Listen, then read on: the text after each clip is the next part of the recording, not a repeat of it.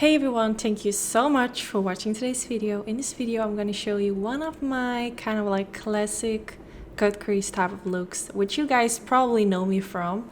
I know a lot of people don't actually wear these anymore, but I have heard that these looks are coming back.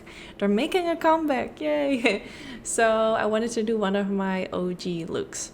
So the first thing I want to do is use my MAC Cosmetics paint pot in the color Soft Ochre, and I'm going to use this all over the eyelid.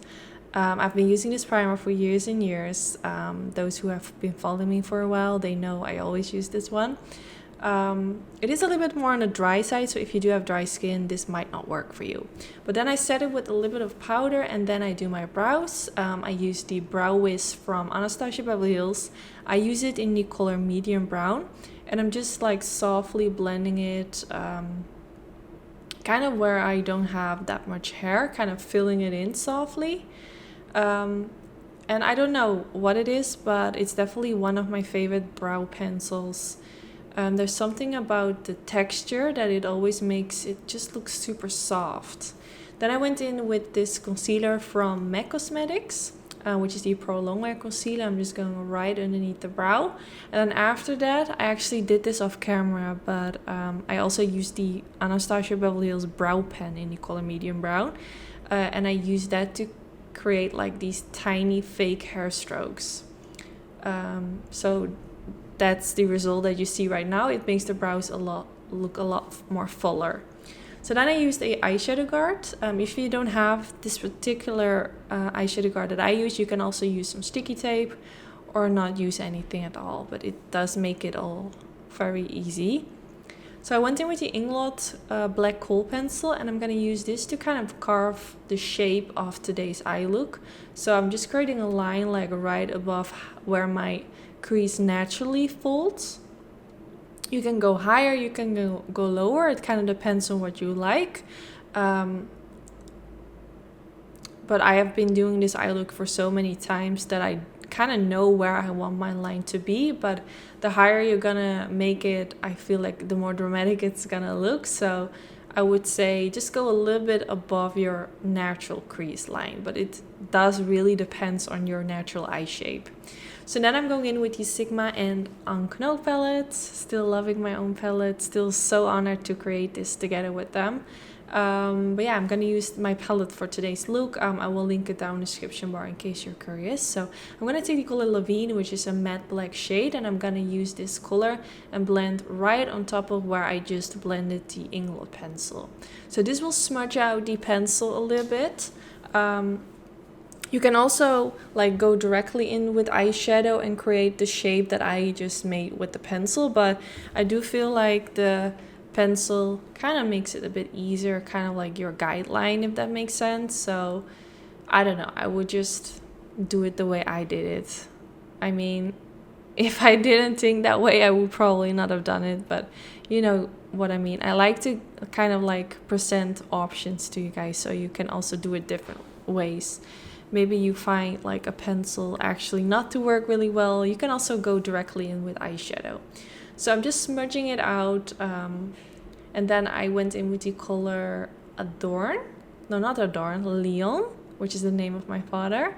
And I'm going to use this color to blend along the edges of where the black eyeshadow is, just to soften it out, because it was looking quite harsh and you don't want it to be like just black which is smudged on. You want it like the edges to look more soft and faded. So that's why I went in with this color along the edges, and after that I'm gonna also going in with an even lighter shade to make it look even softer. But you can kind of go back in with the black eyeshadow as well if you feel like you need a bit more of that. So after that I went in with the color Concrete, and I'm blending this along the edges as well, just to make it look even more softer. I like to go in with multiple shades, like for example if I'm doing a smoky eye with black, I'll always go in with like a dark brown and a light brown and maybe even a lighter color than that to really blend out the edges and make the transition as light as possible. So the same goes with this one. I went in with black, a dark gray, and now with a light gray, and then after this I also go in with an even lighter shade, which is going to be white, to make the transition look So I'm going in with the color Cottage, and this is a matte white color, and I'm just gonna use a Sigma E25 brush and blending this kind of loosely just right underneath the highest point of my brow, and then blending it a bit downwards towards my eyeshadow. Then now it's time to carve the cut crease, and I'm gonna go in with the MAC Pro Longwear Concealer again, same as I used for underneath the brow bone, and I'm gonna use this right underneath where I created that crease line. Now I'm also going a little bit on top of the eyeshadow because I want to kind of like follow that line that I created all the way at the beginning. So because of all the blending, of course, there has been eyeshadow like below that line that I started with. So if I go on top of that now with concealer, you won't see anything of that anymore.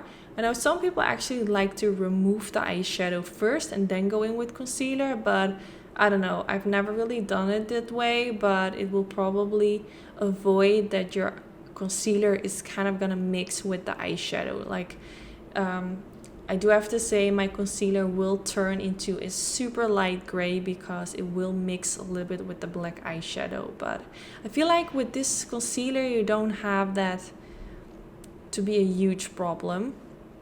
And in between doing this, I like to wipe away my brush on a towel so the excess concealer gets removed and I can like add a little bit more of a new layer of concealer to really keep it as light as possible. But it does always mix a little bit, so it turns into a super light gray shade. So now I'm going to go in with the color Cottage, and I'm going to blend this at the inner portion of the eyelid. I'm going to go for kind of like an ombre effect, so this will go from light to dark towards the outer part of the eyelid. Now next I'm going to go in with the color Concrete. I'm blending this next to the white shade, kind of in the middle part of the eyelid. And I'm actually just using the same colors as I used for my crease, except for the black eyeshadow. I'm only using like the grays and the white. Then I'm going in with the color Leon again and blending this all the way at the outer portion. Just kind of like the space which hasn't been covered with eyeshadow. So kind of like right next to the center towards the outer portion. So after this, it's actually time to remove the eyeshadow guard, and you can see it leaves me with a super crisp line. It does kind of rip away the concealer, so I do like to go in with a little bit of a fresh layer of concealer like right underneath that. But I first like to do my eyeliner, so if I do have a mistake with my eyeliner, I can also kind of clean that up with concealer like right away. So I use the Inglot eyeliner, which I really like. I believe it's one of their most popular products, and it's super black, easy to work with. I actually absolutely love this eyeliner. Let me know if you tried it. So I'm gonna just use a eyeliner brush from Sigma Beauty.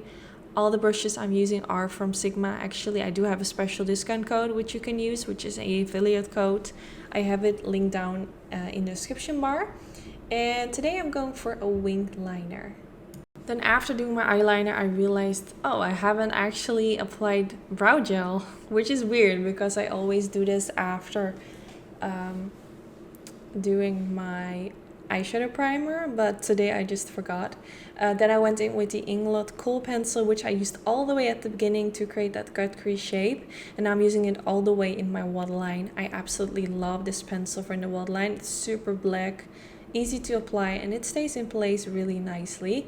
So after that, I used the color Levine from my palette and applied that all the way underneath the lower lash line, also slightly on top of the waterline to really lock the pencil in place and to make it as black as possible.